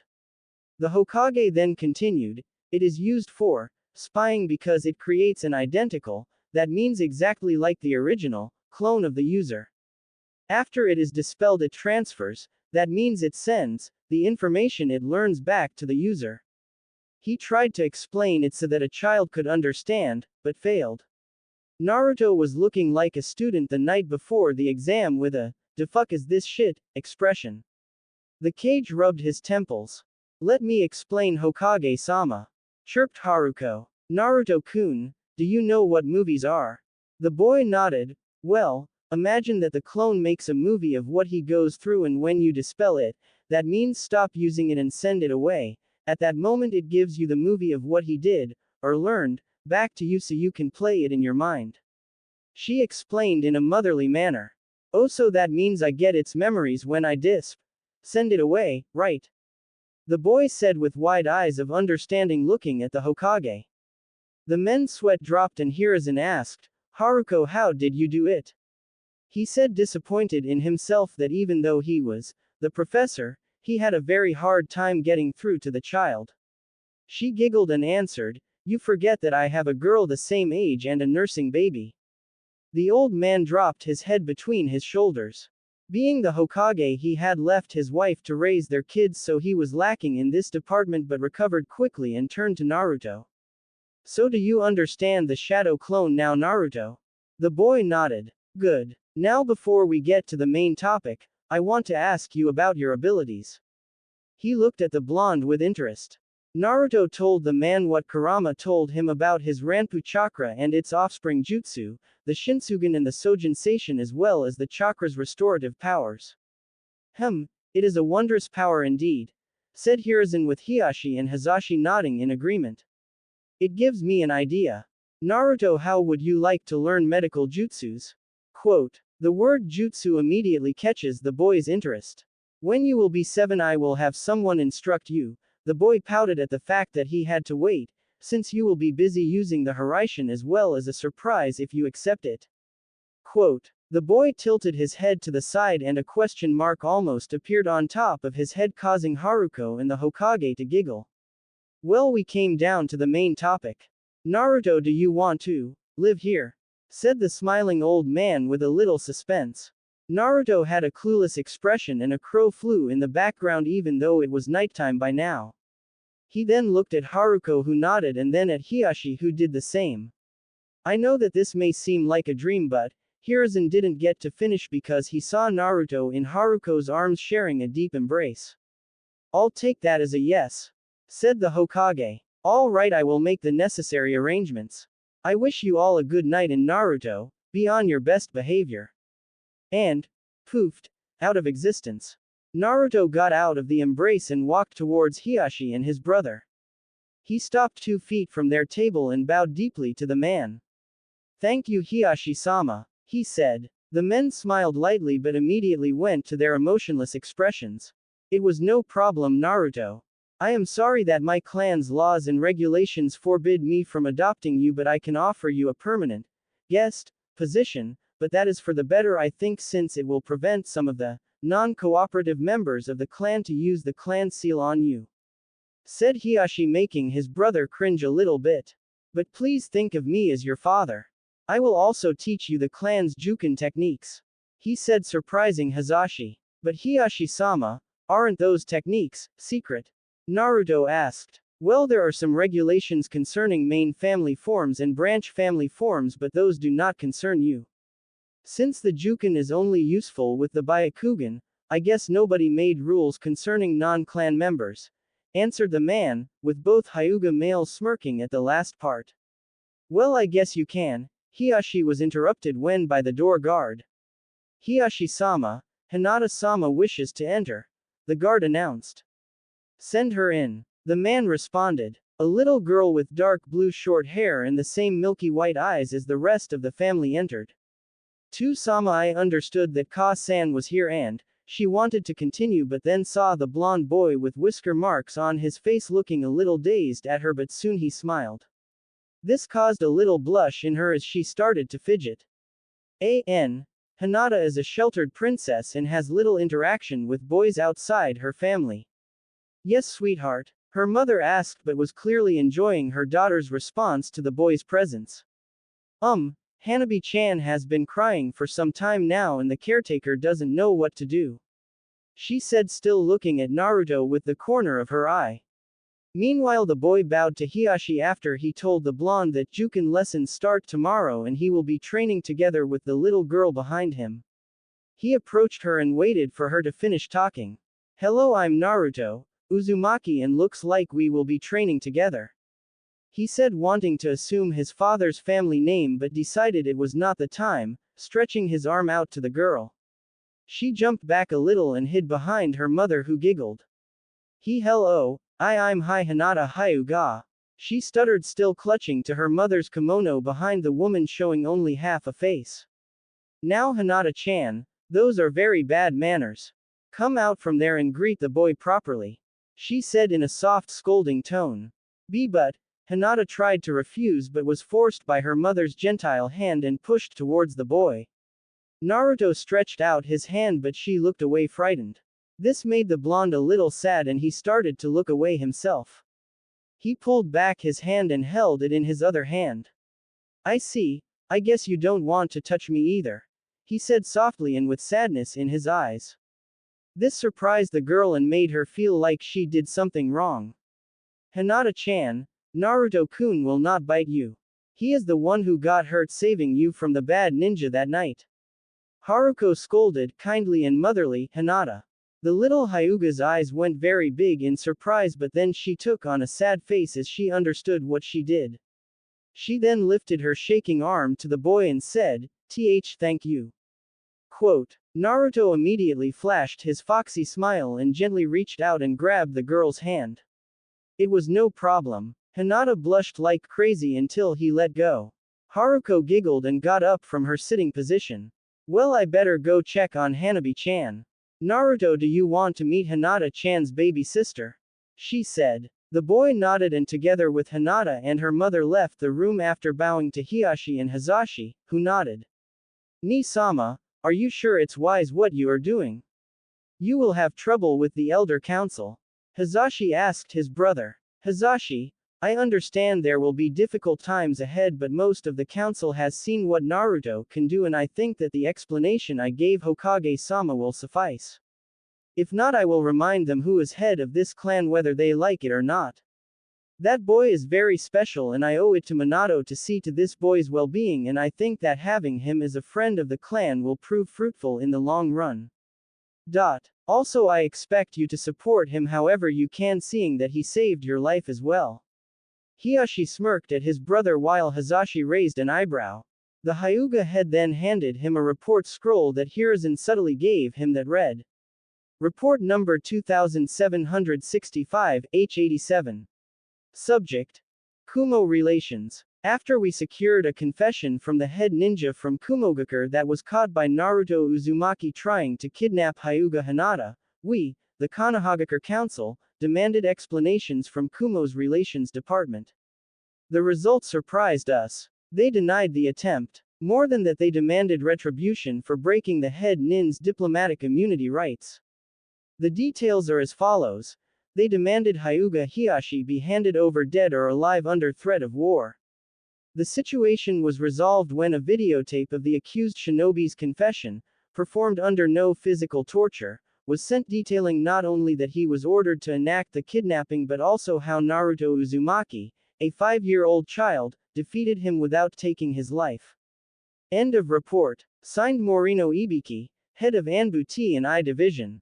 Hazashi read the letter with dread. If Naruto hadn't caught the Kumo nin, then Hiyashi would have to surrender to the demands of the cloud. But why did his brother claim that he was the one in danger? This caused him to raise an eyebrow at his elder brother. Hiyashi let out a sigh. Hazashi, you know that if the worst happened I would have surrendered to their demands, said the man with his branch member brother, opening his mouth to say something but was stopped. But the council would have done anything and everything to stop that from happening, and knowing they would have most certainly killed you and let you take my place, and, I know you are brave and foolish enough to accept that fate. He said, looking to Hazashi who was staring at the floor. Hiyashi then smiled. Naruto-kun has done more than I could ever repay him. He has rescued my daughter from a fate worse than death, he gave my wife a chance at a normal life, and he saved my dear brother's life. I know that traditions forced us apart and I cannot see you on equal footing and you cannot as well, but I still care for our bond. And Naruto-kun ensured that we will still be able to keep that bond between us. If that boy wanted my life I would gladly give it for him. Hazashi wanted to protest but couldn't, seeing the bare truth in his brother's words, but all that boy wants is a family and to be Hokage. I believe that he can achieve it and I will help him do so. And if that means I have to fight the council for that, then, those old farts be damned, I will. He said, making his brother chuckle. Meanwhile, in another section of the compound, Haruko opened a slider door followed by the 2 5-year-olds. Inside was a Hyuga branch member gently bouncing a little baby girl, trying to get her to stop crying. Let me have her, Keiko. The Hyuga matron told the woman. I don't know what happened, Haruko-sama. 1 minute she was happily asleep and then she started crying. I tried feeding her, changing her diaper, rocking her, even singing to her, but nothing worked. Keiko tried to explain. It's all right, Keiko. Remember that sometimes babies cry for their parents. Haruko tried to calm the woman. She picked up Hanabi from Keiko's hands and starting, shushing her, bouncing her up and down and telling her that mommy is here. This caused the baby to open her eyes a little and look at her mother. That was all that Naruto needed to see something was wrong. Haruko-san, I think that she is in pain, he said, making the woman jolt in surprise and worry. I thought of something, he said, and approached the mother who was holding her breath. Since the room was heated, Hanabi was only dressed in her diaper. Naruto then charged Ranpu chakra in his index and middle fingers, making the tips glow a little. He then moved his fingers to her head and she kept crying. Continuing down her throat, he went for both arms and got to the chest area, and Hanabi still didn't stop. He then went below the belly button, and that's when she quieted down but was still sobbing. When Naruto moved his fingers, she took a second but started crying again. He then placed his fingers back and she stopped crying again. That's when it hit him. Her belly is hurting, he said, grabbing Haruko's arms and flashed his chakra to keep her in working condition. Oh Kami! Exclaimed all females except Hanabi. Haruko quickly grabbed the baby's blanket and wrapped her in them while Keiko went to get some other things like her formula and stuff like that. They all dashed out the door and headed for Hiyashi's office. Once there, Haruko barged into the room, ignoring the guard at the door, as he wouldn't have acted anyway. Something is wrong with Hanabi, she shouted, but not a whole scream. Hiyashi was in his office with Hazashi finishing up the training program for Naruto and Hinata when his senses picked up on the fact that somebody was running towards his office. He and his brother braced themselves for anything since running in the compound was unusual at night. The doors slammed open with Haruko panting and holding Hanabi, saying something was wrong with her. The man jumped from his position at the table and dashed to his wife's side. What's wrong? Asked the worried father. I don't know, but Naruto discovered that she has stomach pains, she said, and that was all that Hiyashi needed to understand that the situation may be dire. Haruko, I'll take Hanabi to the doctor, you take Naruto and come to the hospital, he said, taking the baby from the woman's arms. But she wanted to protest, but Hiyashi stopped her. Haruko, I can get there faster if I go by myself, and you know about condition. Trust me and let me take care of this, he answered. Ni-sama, I'll come with you, said Hazashi in a running pose a few feet behind his brother. Hiyashi nodded and they both disappeared, taking to the roofs. Haruko got Naruto and Hinata, since she didn't want to be left out, and exited the compound in a hurry. They got to the hospital in record time and went to the clerk. Naruto was still holding the woman's left hand, looking fine and flaring his chakra every 10 minutes or so, while Hinata was holding her mother's right hand and was panting heavily. Haruko wasn't looking all that fine herself, since her illness meant a lack of exercise. The woman behind the desk looked like an angel in white until she saw the blonde and sneered at him. Haruko noticed this but left it for now. Hello, my husband Hiyashi Hyuga came earlier with my daughter Hanabi. Please tell me where to find them, she said in a panic. They are with Dr. Mamoru, room 325 to the left. They got here 10 minutes ago, she answered the woman, but then looked down to Naruto. But if you go to see them, please have that wait outside. She sneered again, pointing to the boy, making him look sad. A split second later, the clerk found herself pinned to the wall behind her desk, with Haruko's right hand grabbing her hospital coat and her left palm stretched in a knife-like fashion to her throat. The Hyuga mother had her Byakugan active and was giving a menacing, rage-filled glare to the hospital worker. Do not call him that ever again in my presence, or any other for that matter. She growled at the clerk but felt a calming wave as Naruto pumped a great deal of Ranpu chakra into her by grabbing her ankle. She then looked at the boy, who shook his head from side to side and was trying to pull Haruko away from the woman. Haruko then calmed down, released her Byakugan and lowered her hand from the woman's throat, but still kept the other on her clothes. You're lucky Naruto is kind enough to forgive you, because I wouldn't have. And for the record, if he hadn't stopped me, your job would have been the least of your concerns. Haruko growled once more and released the woman and, taking the two children's hands and going off to find room 325. They found it pretty quickly and entered it, finding Hiyashi standing on a chair holding his sleeping baby girl, and next to him was a doctor that looked pretty young and with brown hair that was fixed to the back of his head by a clamp and square glasses that sat on his nose. Picture Aizen from Bleach with the clamp. Hello. You must be Hanabi-chan's mother, Haruko-san. I am Dr. Mamoru. The doctor said while smiling.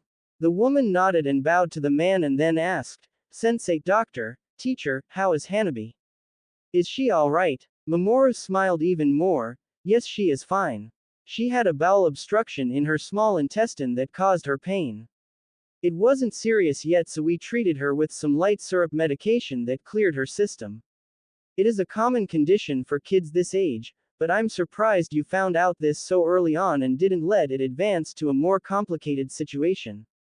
Most parents can't tell the signs and bring their children in when the problems multiply, and if left untreated, it can rupture the intestine and can lead to death.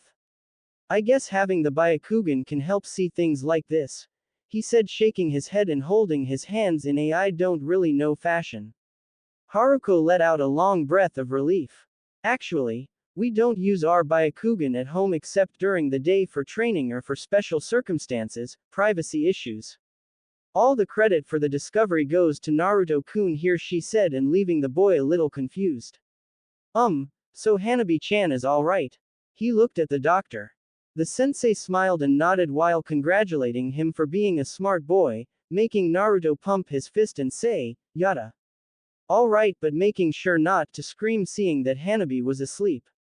He didn't know what a family felt like until now, but he did watch a lot of families with their kids in the park when he was homeless and knew that you should not yell near a sleeping baby. But then Hanabi sneakily opened one eye and smiled at her father, who noticed this. Naruto, the man called. The blonde came closer until he was less than a foot away. Hiyashi slowly handed the girl to him while saying, that's it, gently and with both arms. You're a natural boy, he said, looking at Naruto holding the baby. Hanabi then opened both milky white pupil-less eyes wide and then she squinted them. Then she closed them and started gurgling a baby's giggle, surprising the boy and making his face shine bright with kindness. Then both Hinata and Haruko came closer and they shared a good family moment. The next day Hiyashi called for a family council. Since they got home pretty late, he decided to let the children sleep in a little bit, so when he did so, calling for the council, it was already noon. The said council got assembled rather quickly, seeing that most of its members were retired elders that lived in the compound. Hiyashi-sama, why have you summoned us? One council member asked. I have called you to announce the fact that I am taking Naruto Uzumaki as my student along Hinata. I will also be allowing him to stay in a guest room of the main house with Yukihime as his attendant per her request. Quote, the news was like throwing a grenade in an oil tanker. It was all the council needed to start uproar. Hiyashi-sama, you can't be serious, yelled an older man. He cannot be allowed to stay here, barked another one. This is an outrage, Hiyashi-sama, shouted some of them in unison. They all had something to say and were voicing their reactions between themselves until they felt a monstrous killer intent directed at them from Hiyashi, who had his Byakugan activated. Are you finished? Said the Hyuga head, still keeping an emotionless face and tone. Aoi, you of all people, I was not expecting to oppose me so much. He looked at an elderly Hyuga. But Hiyashi-sama, that monster will ruin the clan's image. He expressed his opinion. Hiyashi now frowned and retorted, Aoi, do you know what the doctors told me 2 months ago about your daughter Haruko? Quote. This made the elder back up a little. They told me that she had at most 6 months to live. Hiyashi now closed his eyes, but his dujutsu remained active. Last night Hanabi had a problem, and so, my wife and I took her to the hospital. After Hanabi was given the all clear, we also went to check on Haruko's health. Do you know what happened? The doctors nearly fainted, claiming it was a miracle.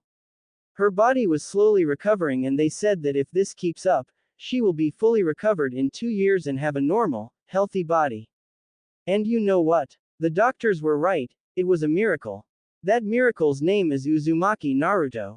As you know, he has the ability to use 8 trigrams 128 palms, and that alone is a miracle, but this ability also has the power to cure your daughter, which it's slowly doing. Quote. Hiyashi turned to the council, leaving the old man to pick his jaw from the ground.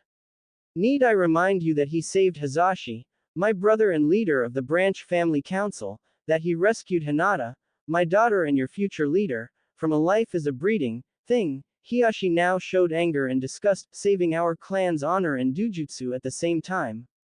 Need I remind you that? He shouted at the men who were left speechless and looking away. For all of this, he should be an honorary member of the clan, but he's not asking for that. He's not asking for anything. Our clan members are seen as heartless monsters to the villagers of Konoha, and looking at you right now makes me think that they were right. This made most of the counselors cringe. Are you willing to throw a child on the streets? To have him fend for himself? He asked. But Hiyashi-sama, what if the seal breaks and he merges with the you-know-what? One last worried man said. And you wish to hasten it? Besides, if it does, I'm sure the boy can control the beast. These words made the council raise an eyebrow at Hiyashi, and if I'm wrong, who do you think that he will come for first? If anger is what drives the beast, then, do you want to cause him more pain? The men and women of the council looked pale. Most of them were already convinced of the boy's good intentions and worth before they even began talking about Kurama, but now they were petrified of the outcome of the worst situation. I want to give him support, to help him fight off the beast if needed. This was not even up to debate. I entertained your childish antics and came out very disgusted and disappointed. I will tell you again, Uzumaki Naruto will be my student and guest. Do you understand? And received honest nods from them.